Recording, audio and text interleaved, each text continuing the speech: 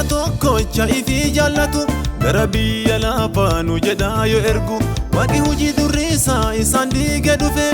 dhiiga ilmaa fi kajigeen nu bite fayyineerra nullee. Ilmi eessa jira abbaa keessa jira abbaa eessa jira ilma keessa jira kadur jecha ta'e waaqa bira ture bara isaa dhuma ilma ta'e dhufe abbaa eessa jira ilma keessa jira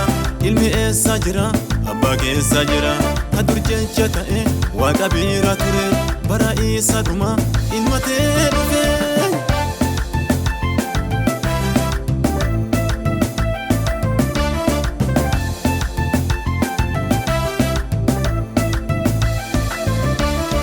Waaqi abbaani ilma fiin jallata wanta godhu hundumaa ilmatti muddisa akka waaqi abbaani du'aa kaasu sani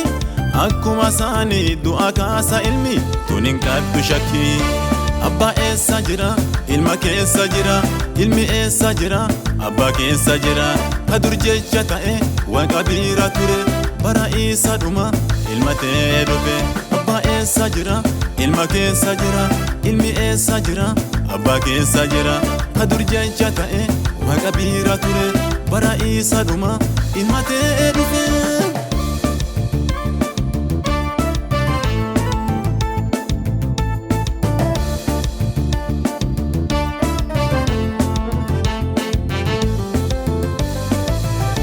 Waaqi lafa samaayi jecha fiitiin dade jecha fi nama tolche angoo itti kenne waaqi jecha ifiiti ilma kiyya jedhe hojii mata durriisaa isaan dhiiguuf jedhe biyya lafaa erge.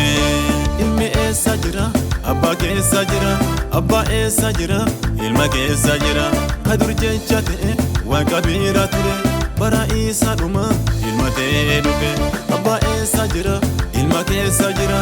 ilmi eessa jira abbaa keessa jira kadur jecha ta'e waaqa bira ture bara isaa dhuma ilma ta'e dhufe.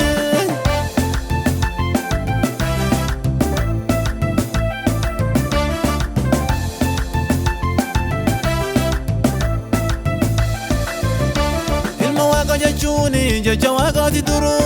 ilma abbaa bira ba'ee dhufe qabu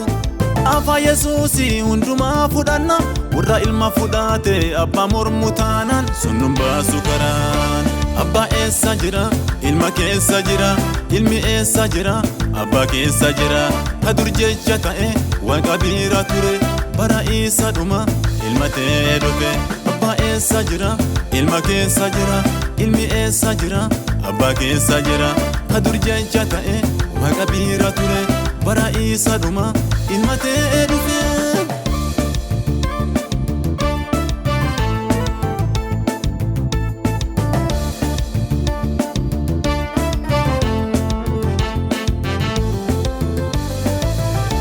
Adoo hin dadaami addunyaa hundinuu ilmi jecha waaqaa ture gaafa sanu waaqaaf jechi waaqaa walumaan jirani yennaa waaqi dubbatu ba'ee hujjata jechi hundin teetii isaanii.